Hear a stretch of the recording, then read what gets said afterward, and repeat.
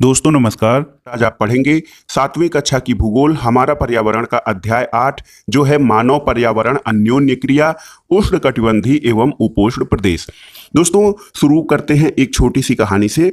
रेणुका एक बच्ची है जो बहुत उत्साहित थी क्योंकि उसके चाचा श्रीकांत लगभग 4 महीने के बाद आज घर में थे। वह एक वाइल्ड लाइफ फोटोग्राफर यानी वन्य जीव फोटोग्राफर थे और बहुत यात्रा करते थे। बहुत सी फोटो या उनको बहुत से फोटो खींचने का शौक था। छोटी सी उम्र में रेणुका की रुचि भी वन्य जीव और वनों में थी। उसके चाचा ने प्रकृति संबंधी पुस्तकों से उसका परिचय कराया था। दूरस्थ भूस्थल और वहां रहने वाले लोगों की तस्वीरें हमेशा उसे आकर्षित करती थीं। देखिए, ये विश्व के विभिन्न भागों के रहने वाले लोगों का जो चित्र है, उनका पहनावा और उनका कलर देखिए कैसा है। रेणुका, इन तस्वीरों में तुम विश्व के विभिन्न भागों में रहने वाले लोगों को देख सकती हो। इनमें कुछ शुष्क रेगिस्तान के हैं, कुछ बर्फीले प्रदेशों से, कुछ गर्म वर्षा वनों से हैं और वे मुझसे कितना अलग दिखते हैं। रेणुका बोली, वे देखने में भले ही अलग हों लेकिन इनके भोजन, कपड़ा और मकान जैसी जीवन की मूलभूत आवश्यकताएं हमारे समान ही हैं। श्रीकांत चाचा ने कहा, उनके बच्चे भी शायद तुम्हारी ही तरह खेलते हैं, कभी झगड़ते हैं, फिर लड़ते हैं, समझौता करते हैं और गाते हैं, नाचते हैं। ऐसा होता है वहां पर भी। और वे प्रकृति के करीब रहते हैं और जीवन की शुरुआत में ही प्रकृति की देखभाल करना सीख जाते हैं। वे मछली पकड़ना और वनों से सामग्री एकत्र करना सीखते हैं। तो ऐसा रेणुका के चाचा जी ने उनको बताया। दोस्तों सबसे पहले हम देखेंगे अमेजन बेसिन, जो कि हमारा भूमध्य सागरीय वन है या भूमध्य रेखीय वन प्रदेश होता है अमेजन बेसिन। वहाँ पे जीवन कैसा है, तो सबसे पहले जानते हैं अमेजन बेसिन का नाम अमेजन कैसे पड़ा। तो दोस्तों जब सबसे पहले स्पेन के अन्वेषकों या स्पेन के खोजकर्ताओं ने अमेजन नदी की खोज की, तब सिर पर सुरक्षा कवच और घास के स्कर्ट पहने कुछ स्थानीय आदिवासियों ने उन पर आक्रमण किया था। इन आक्रमणकारियों ने उन्हें प्राचीन रोमन साम्राज्य के अमेजोन्स नामक महिला योद्धाओं का आक्रामक समूह की याद दिला दी और इसी प्रकार यहाँ का नाम अमेजन पड़ा था। तो आइए देखते हैं अमेजन। तो अमेजन जो है दोस्तों वो उष्णकटिबंधीय प्रदेश कर्क रेखा और मकर रेखा के मध्य स्थित है। भूमध्य रेखा के 10 डिग्री उत्तर और 10 डिग्री दक्षिण में ये जो प्रदेश होता है या भाग है, इसको भूमध्य रेखीय प्रदेश कहते हैं। तो अमेजन बेसिन दोस्तों ये भूमध्य रेखीय प्रदेश के अंतर्गत यानी उष्णकटिबंधीय प्रदेश के कर्क रेखा और मकर रेखा के मध्य स्थित है और इसकी जो स्थिति है वो भूमध्य रेखा से 10 डिग्री उत्तरी और 10 डिग्री दक्षिण में है। इसके मध्य भाग को भूमध्य रेखीय प्रदेश कहते हैं और अमेजन नदी इसी प्रदेश से होकर बहती है। आपको यह ध्यान देना होगा कि पश्चिम में पर्वतों से निकलकर पूरब में ये अंध महासागर में अमेजन नदी किस प्रकार से पहुंचती है, आप मैप से इसका नक्शा देख लीजिएगा। जिस स्थान पर कोई नदी किसी अन्य जलराशि में मिलती है उसे नदी का मुहाना कहते हैं। जैसे कोई नदी अन्य स्थान पर समुद्र से मिलती है उसे नदी का मुहाना कहते हैं। अमेजन नदी में बहुत सारी सहायक नदियां मिलकर अमेजन बेसिन का निर्माण करती हैं और यह नदी बेसिन ब्राजील के भागों, पेरू के कुछ भाग, बोलीविया, इक्वाडोर, कोलंबिया और वेनेजुएला के छोटे भाग से अपवाहित होती है। तो सबसे बड़ा नदी बेसिन और बहुत अधिक सहायक नदियां हैं इसकी। अमेजन बेसिन दुनिया का सबसे बड़ा नदी बेसिन है।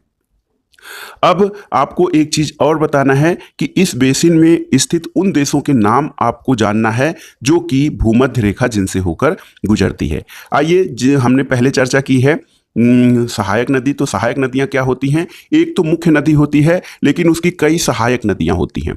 सहायक नदियां छोटी छोटी नदियां होती हैं जो मुख्य नदी में मिलती हैं और मुख्य नदी अपनी सहायक नदियों के साथ जिस क्षेत्र के पानी को बहाकर ले जाती है वह उसका बेसिन अथवा जल ग्रहण क्षेत्र, जल संग्रहण क्षेत्र कहलाता है।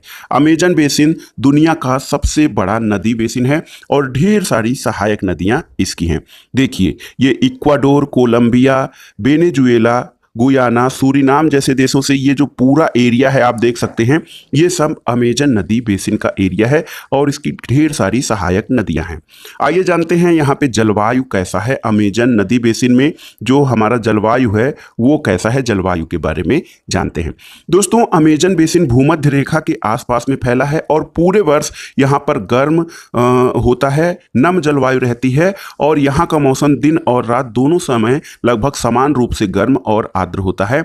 यहाँ पर वर्षा बहुत अधिक होती है, शरीर में चिपचिपाहट महसूस होती है और ये प्रदेश ऐसा है कि यहाँ लगभग प्रतिदिन वर्षा होती है और वह भी बिना किसी पूर्व चेतावनी के। दिन का तापमान यहाँ पर उच्च होता है और आर्द्रता जो ह्यूमिडिटी होती है बहुत अधिक होती है। रात के समय तापमान कम हो जाता है लेकिन आर्द्रता या उमस वैसे ही बनी रहती है।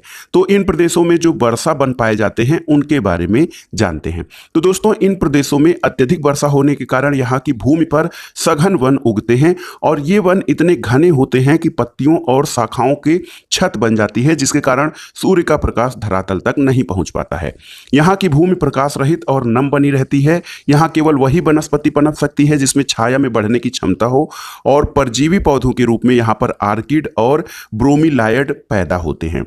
और वर्षा वन में जो प्राणी जगत होता है उस प्राणी जात की भी बहुलता होती है। ट्रूकन, गुंजन पक्षी, रंगीन पक्षी और भोजन के लिए बड़ी चोंच वाले विभिन्न प्रकार के पक्षी जो भारत में पाए जाने वाले सामान्य पक्षियों से अलग होते हैं, अमेजन के जंगलों में पाए जाते हैं।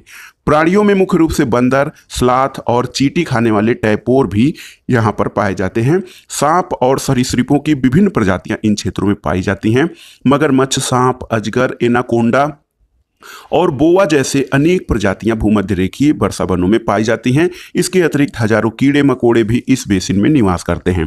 मांस खाने वाली पिरान्या, मत्स्य समेत मछलियों की विभिन्न प्रजातियां भी अमेजन नदी में पाई जाती हैं और इस प्रकार जीवों की विविधता की दृष्टि से ये बेसिन असाधारण रूप से समृद्ध है और दुनिया की सर्वाधिक जैव विविधता अमेजन बेसिन में या भूमध्य रेखीय प्रदेशों में पाई जाती है। ब्रोमीलायड जो एक नया नाम आया है, ब्रोमीलायड क्या है? तो ब्रोमीलायड एक विशेष प्रकार का पौधा होता है जो अपनी पत्तियों में जल का संग्रहण करता है। मेढक जैसे प्राणी इन जल के पॉकेट का उपयोग अंडा देने के लिए करते हैं। ये देखिए एक टैपीर का चित्र बना हुआ है। अब जानते हैं वर्षा वन के जो निवासी होते हैं वो कैसे होते हैं, उनका जीवन कैसा होता है। तो दोस्तों, यहाँ के लोग छोटे से क्षेत्र में वन के कुछ वृक्षों को काटकर अपने भोजन के लिए फसल उगाते हैं। यहाँ के पुरुष शिकार करते हैं और नदी में मछली पकड़ते हैं, जबकि महिलाएं जो हैं वो फसलों का ध्यान रखती हैं। ये मुख्यतः टेपियोका, अनानास और शकरकंद उगाते हैं क्योंकि मछली या शिकार मिलना अनिश्चित होता है। ऐसे में महिलाएं अपनी उगाई साग सब्जियों से अपने परिवार का भरण पोषण करती हैं। वे कर्तन और दहन कृषि पद्धति का प्रयोग करते हैं। तो कर्तन और दहन कृषि पद्धति क्या है? कर्तन और दहन पद्धति वो होती है दोस्तों जिसमें किसान पहले वृक्षों और झाड़ियों को काटकर भूमि को साफ करते हैं, फिर उनको जलाते हैं और इसके कारण पोषक तत्व मिट्टी में मिल जाते हैं और इस साफ भूमि पर कुछ वर्षों तक फसल पैदा की जा सकती है। जमीन के इस टुकड़े के बार बार प्रयोग से मिट्टी में पोषक तत्वों का अभाव हो जाता है, इसलिए इस टुकड़े को छोड़ दिया जाता है। बाद में फसल उगाने के लिए किसी दूसरे स्थान को साफ किया जाता है और इस बीच पुराने खेतों में छोटे छोटे वृक्ष उगाते हैं। इस प्रकार मिट्टी पुनः उपजाऊ बन जाती है, तब लोग इस भूमि के टुकड़ों को पुनः जोत सकते हैं। तो यहाँ पर जो कृषि की जाती है उसके लिए कर्तन और दहन कृषि पद्धति की जाती है। कर्तन दहन पद्धति ये है कि पहले वृक्षों को काटकर उनको जला दिया जाता है, फिर वहां पर खेती की जाती है। जो भूमध्य सागरीय प्रदेश के रहने वाले लोग हैं उनका मेन आहार, मुख्य आहार मैनियोक है, जिसे कसावा भी कहते हैं, तथा यह आलू की तरह जमीन के अंदर पैदा होता है। ये चींटियों की रानी एवं अंडकोष भी खाते हैं। काफी, मक्का और कोको जैसी नकदी फसल भी इन क्षेत्रों में उगाई जाती हैं। वर्षा वन अत्यधिक मात्रा में घरों के लिए लकड़ी प्रदान करते हैं। कुछ परिवार मधुमक्खी के छत्ते आकार वाले छप्पर के घरों में रहते हैं, जबकि कुछ मलोका कहे जाने वाले बड़े अपार्टमेंट जैसे घरों में रहते हैं जिनकी छत तीव्र ढलान वाली होती है। तो यहाँ पे जो आवास होते हैं दो तरह के होते हैं, जैसे एक होता है मधुमक्खी के छत्ते के आकार के छप्पर में, जबकि कुछ लोग मलोका कहे जाने वाले बड़े घरों में रहते हैं जिनकी छत तीव्र ढलान वाली होती है। तीव्र ढलान वाली इसलिए कि वर्षा अधिक होती है, जो भी पानी बरसे वो तेजी से नीचे गिर जाता है। अमेजन बेसिन के लोगों का जीवन धीरे धीरे बदल रहा है। पुराने समय में वन के अंदर पहुंचने के लिए नदी मार्ग एकमात्र उपाय था। 1970 में ट्रांस अमेजन महामार्ग बनने से वर्षा वन के सभी भागों में पहुंचना संभव हो गया है और अनेक स्थानों पर पहुंचने के लिए हवाई जहाज और हेलीकॉप्टरों का प्रयोग भी किया जाता है। इस प्रक्रिया के फलस्वरूप यहाँ की मूल आबादी को उस क्षेत्र के बाहर निकलकर नए क्षेत्र में बसना पड़ा, जहां वे अपने पारंपरिक तरीके से खेती कर रहे हैं। विकास की गतिविधियों के कारण जैव विविधता वाले वर्षा वन धीरे धीरे नष्ट हो रहे हैं। आपको जानकारी होनी चाहिए कि सर्वाधिक जैव विविधता अमेजन या उष्णकटिबंधीय वर्षा वनों में पाई जाती है, और जैसे जैसे हमारी आबादी बढ़ रही है, आवश्यकताएं बढ़ रही हैं और मानवीय गतिविधियां, विकास गतिविधियां बढ़ रही हैं, वैसे ही जैव विविधता कम हो रही है। ऐसा अनुमान है कि प्रतिवर्ष अमेजन बेसिन के वर्षा वन का बड़ा भाग समाप्त होता जा रहा है और वर्षा वनों के लुप्त होने से प्रकृति पर उसका व्यापक प्रभाव पड़ता है। ये देखिए, यहाँ पर अधिक मात्रा में वर्षा वन है, काफ़ी वर्षा भी हो रही है, यहाँ पे कटाई हो रही है, गतिविधियाँ चालू हो रही हैं। इसके अलावा यहाँ पे जो पठारी भाग है वो फैलता हुआ जा रहा है और रेगिस्तान की बढ़ोतरी हो रही है। अब आइए देखते हैं दूसरा, गंगा ब्रह्मपुत्र बेसिन में जीवन कैसा है। तो गंगा और ब्रह्मपुत्र, जो कि भारतीय उपमहाद्वीप या भारत के आसपास बहने वाली नदियां हैं, गंगा भारत में और थोड़ा हिस्सा बांग्लादेश में बहता है, और ब्रह्मपुत्र जो है वो तिब्बत से होते हुए भारत में प्रवेश करती है। तो ये जो नदियां हैं भारतीय उपमहाद्वीप में गंगा ब्रह्मपुत्र बेसिन का निर्माण करती हैं। यह बेसिन उपोष्ण में 10 डिग्री उत्तर से 30 डिग्री उत्तरी अक्षांश के मध्य स्थित है। घाघरा, सोन, चंबल, गंडक और कोसी जैसी गंगा की सहायक नदियां और ब्रह्मपुत्र की सहायक नदियां इसमें बहती हैं।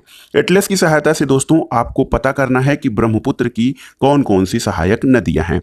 दोस्तों, गंगा और ब्रह्मपुत्र के मैदान, पर्वत और हिमालय की गिरिपाद और सुंदर वन डेल्टा जो हैं, ये इस बेसिन की मुख्य विशेषताएं हैं। मैदानी क्षेत्र में अनेक चाप झीलें पाई जाती हैं और यहाँ की जलवायु मुख्य रूप से मानसूनी है।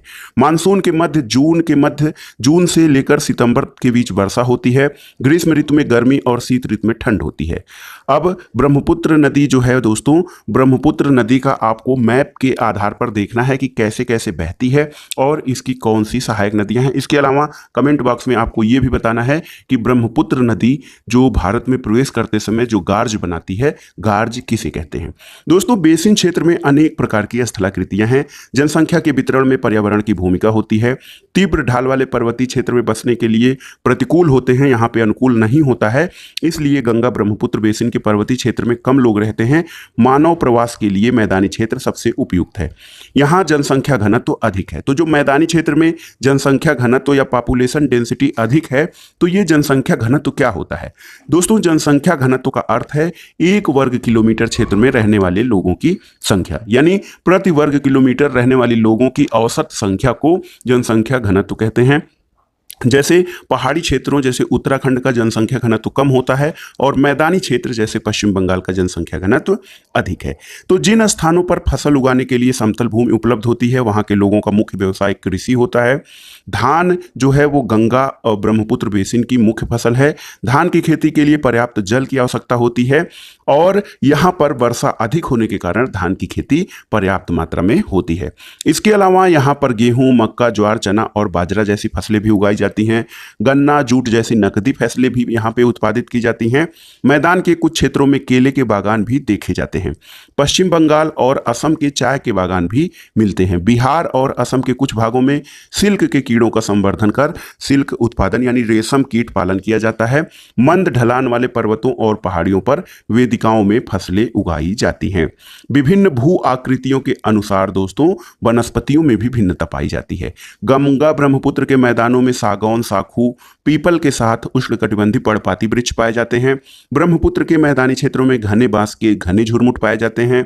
डेल्टा क्षेत्र जो है, जहाँ पर जो ये नदियां समुद्र में मिलती है, वहाँ से उनके गाद से जो डेल्टा का निर्माण हुआ है, तो डेल्टा क्षेत्र में मैंग्रोव वन पाए जाते हैं। उत्तराखंड, सिक्किम और अरुणाचल प्रदेश ये पहाड़ी और ठंडे जलवायु और तीव्र ढाल वाले भाग हैं। यहाँ पर चीड़, देवदार, फर और शंकुधारी वृक्ष पाए जाते हैं। देखिए, ये धान की कृषि है, ये रोपाई हो रही है। इसके अलावा ये चाय बागान है, जहाँ पर महिलाएं चाय का जो पत्तियाँ उनको एकत्र कर रही हैं।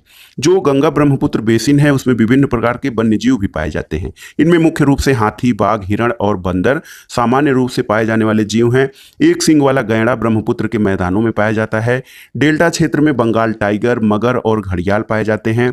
नदी के साफ जल, झील और बंगाल की खाड़ी में प्रचुर मात्रा में जलीय जीव पाए जाते हैं। इनमें मुख्य रूप से रोहू, कतला और हिल्सा मछलियों की लोकप्रिय प्रजातियां भी पाई जाती हैं और इस क्षेत्र के निवासियों का मुख्य आहार मछली और चावल है। दोस्तों एक शब्द आया था पहाड़ी क्षेत्रों के संबंध में वेदिका। तो वेदिकाओं का निर्माण खड़ी ढलानों पर समतल सतह बनाकर कृषि करने के लिए होता है। ढलान को इसलिए हटाया जाता है कि जल का प्रवाह तीव्रता से ना हो। अब आइए देखते हैं दोस्तों, झील जीविका का एक साधन है। तो दोस्तों जो झीलें होती हैं ये इसमें मछलियों की विभिन्न प्रजातियां और अनेक जलीय जीवों की प्रजातियां पाई जाती हैं। झील में जो उगने वाले स्थानिक खरपतवार होते हैं ये मछलियों का भोजन बनते हैं और झील के आसपास की भूमि उपजाऊ होने पर इस जमीन पर धान, मक्का और दलहन जैसी फसलें किसान बो सकते हैं और यहाँ पर कुछ अपने जानवर भी रख सकते हैं जो वहाँ से खेती से और झीलों के आसपास के घासों से उनको आहार भी मिल सकता है। दोस्तों एक फैक्ट है गंगा डॉल्फिन के संबंध में। क्या आपको पता है कि गंगा और ब्रह्मपुत्र नदी के अलवड़ जल में यानी मीठे जल में एक प्रकार की डॉल्फिन पाई जाती है जिसे स्थानीय भाषा में सूस अथवा अंधी डॉल्फिन कहा जाता है। सूसू की उपस्थिति से जल की शुद्धता का पता चलता है और रसायन की अधिक मात्रा वाले गैर उपचारित औद्योगिक और गंदगी वाले शहरों में इन प्रजातियों को नष्ट कर रहे हैं और ये वहां पर निवास नहीं करती हैं। तो गंगा डॉल्फिन जो है वो अधिक साफ सुथरे वाले क्षेत्रों में रहती हैं। दोस्तों जो गंगा ब्रह्मपुत्र के मैदान है वहाँ कई बड़े शहर और कस्बे स्थित है क्योंकि यहाँ मैदानी क्षेत्रों में खेती किसानी आसान होती है, परिवहन के साधनों का विकास होता है, घर बनाना आसान होता है। तो यहाँ पर कई बड़े शहर और कस्बे हैं। प्रयागराज, कानपुर, वाराणसी, लखनऊ, पटना और कोलकाता जैसे 10 लाख से अधिक आबादी वाले शहर गंगा नदी के तट पर स्थित हैं। इन शहरों तथा यहाँ के स्थित लोगों का गंदा पानी बहकर नदी में जाता है जिससे नदियाँ प्रदूषित होती हैं। बेसिन में यातायात सुविकसित तंत्र विकसित है और गंगा ब्रह्मपुत्र बेसिन में यातायात के 4 मार्ग विकसित किए गए हैं। मैदानी इलाकों के लोग जलमार्ग, सड़क मार्ग और रेल मार्ग द्वारा एक दूसरे स्थानों तक आते जाते हैं और नदी के तटीय क्षेत्रों में जलमार्ग यातायात तथा प्रभावशाली माध्यम है। कोलकाता में हुगली नदी पर एक महत्वपूर्ण पत्तन है और मैदानी क्षेत्र में कई बड़े हवाई पत्तन भी स्थित हैं। तो मैदानी भागों में जो यातायात और संचार व्यवस्था भी बहुत तगड़ी होती है क्योंकि यहाँ सड़क, ट्रेन और वायु मार्ग बहुत ही अच्छे तरह से विकसित होता है और पर्यटन इस बेसिन की एक महत्वपूर्ण क्रिया है। दोस्तों आगरा में यमुना के किनारे स्थित ताजमहल, इलाहाबाद में गंगा और यमुना नदी का संगम, उत्तर प्रदेश और बिहार में बौद्ध स्तूप, लखनऊ का इमामबाड़ा, असम का काजीरंगा, मानस वन्यजीव अभ्यारण्य और अरुणाचल प्रदेश की विशिष्ट जनजाति संस्कृति जैसे कई दर्शनीय स्थल गंगा ब्रह्मपुत्र बेसिन में पाए जाते हैं। तो दोस्तों ये था आज का वीडियो। आपको कैसा लगा हमें कमेंट बॉक्स में जरूर बताइएगा। वीडियो को लाइक करें, शेयर करें। वीडियो देखने के लिए धन्यवाद दोस्तों। नमस्कार।